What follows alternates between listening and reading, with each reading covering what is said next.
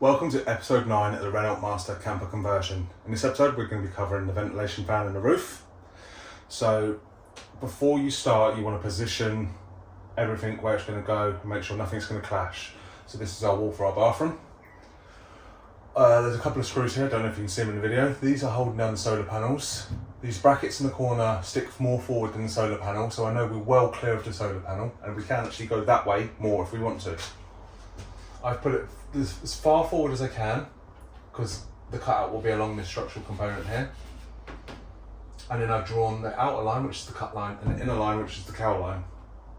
So I'm happy with the drawing so far and the positioning from inside. So now I'm going to put my centre cowl up and see. Yeah, it works anyway. It does hit this, but it will be going over that anyway. So this is fine here. I'm happy with that so far. The next thing to do would be to put some screws through here in the corner. We're going to do it on the side that we know we've got more play in, because if it does need to go back a little bit, I can just put another 2 screws there and then these holes will be within the cutout and I won't have any holes in my ceiling. So that's what I'm going to do now. I'm going to get that on and then I'm going to go on top and measure from the top, mark it on the top, and if I'm happy with that then we'll cut it out and then we can fit the fan. So I've positioned my fan on top this time, and the corner of the cutout has an actual little notch out there, so we put the screw into the corner and the same on the other side, so we know that's going to be the back of the cutout, and then we're going to see where it sits. And it doesn't sit overlapping this drainage gully, so I'm happy with that. So now we can cut it out from underneath and get it fitted. I'm not too sure if I can fit it today because I moved my van over there when I do it, and I've got a little tower to get up and I need to get on both sides, which I can't do at the moment.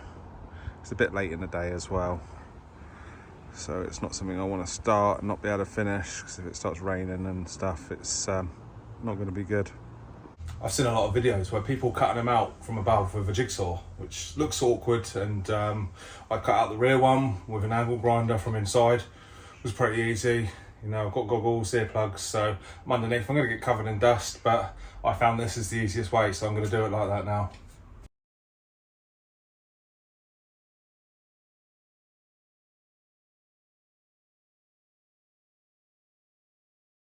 I couldn't get right into the corners because the ribs, I didn't want to cut into the bottom of the ribs, so I was just using a handsaw, and I'm going to pull it down on the cut because I don't want to splinter the roof out on top.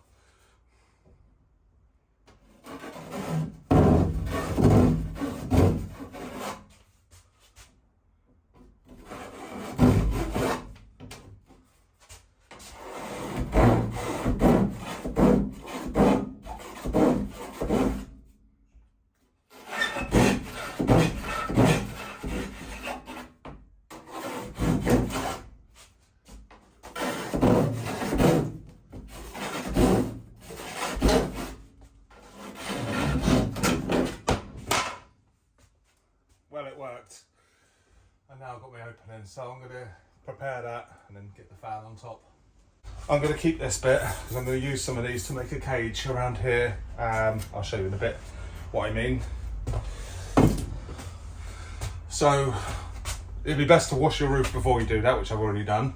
I'm just going to clean it from the inside, all the dust off, and then I'll go on top and I'll clean it with isopropanol alcohol around the edges so there's no residue, no crap on there, so we're going to stick to the roof and get a good bond, because that's something we don't want leaking. So why I wanted to keep this bit was so I can cut down here and keep this little bit here, and I'm going to glue this to the roof in between the ribs, and this is going to create a cage for me to silicone across, which is going to help me not use too much silicone and get a nice neat job of it, as well as strengthen the roof. So I made these 4 little components out of the offcut. So the way these work is I've sort of lightly angled them there. They don't need to be perfect, it's all going to be sealed in. They're just glued to the roof, so it's going to add some structural support. And then we've also got something to silicone to. But before I do that, we're going to get some noggins in around the frame. I've got one noggin in, so I've got my second one. I've notched it out. I want to fit this edge tight against the ceiling. I'm going to glue across here, and then I can screw into this from above. I'm not going to worry about the cross section here, but I'm going to glue it now and get it up there.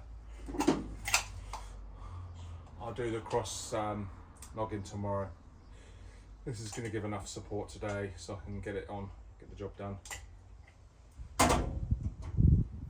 I had to go out in the van earlier to get some more timber and stuff, so I didn't want to start this job too late, just in case I had any complications. You don't want to be leaving a hole in your roof overnight.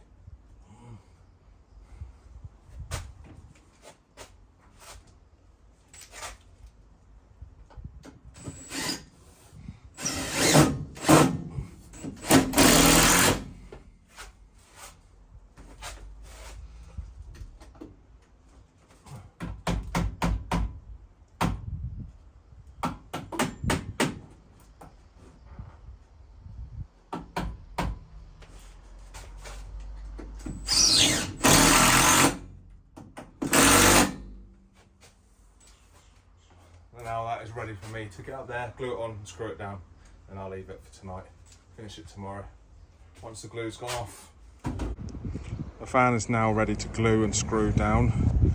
I didn't like how big this gap here was, so I also used the middle part of the cutout to make these little pieces in here, so I'm going to slide them in there and glue them in there. I've masked it all up, so then when I smooth it all around, I'll peel off the tape and have a nice neat finish. So now I've glued these little pieces in, I can silicone around the top and all around them gaps. So I'm not going to use so much silicone, and it's going to give the fan something to sit on as well. Just going to get a neater job and a better job, a stronger job. So I'm going to seal it all up now, fit the fan. That's all glued up now and it's ready to fit the fan. That's the main ventilation fan now fitted and sealed. I didn't like the screws that come with it, they weren't long enough, so I'll get some longer screws and screw that down tomorrow. Just put some wood screws in there for now, just to hold it in place. And there was another thing I didn't really like about it. The cowl underneath didn't fit very well, so I'm going to have to try and figure out what to do with that. That small fan, however, that fitted really nicely, the cowl fitted nicely, and yeah, that was good, but this one not so good.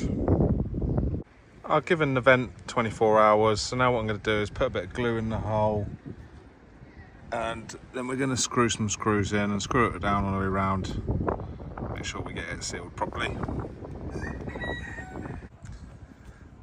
That is my fan fully fitted.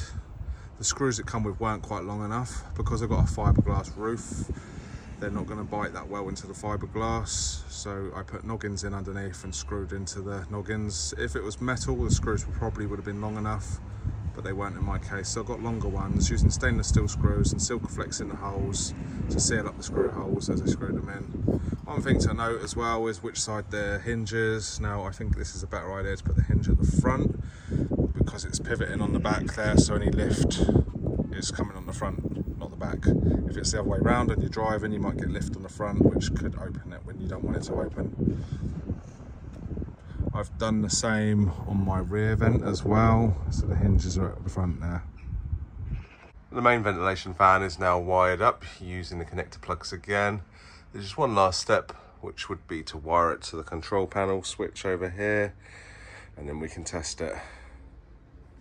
My fan is now complete and wired to my fuse box via the control panel.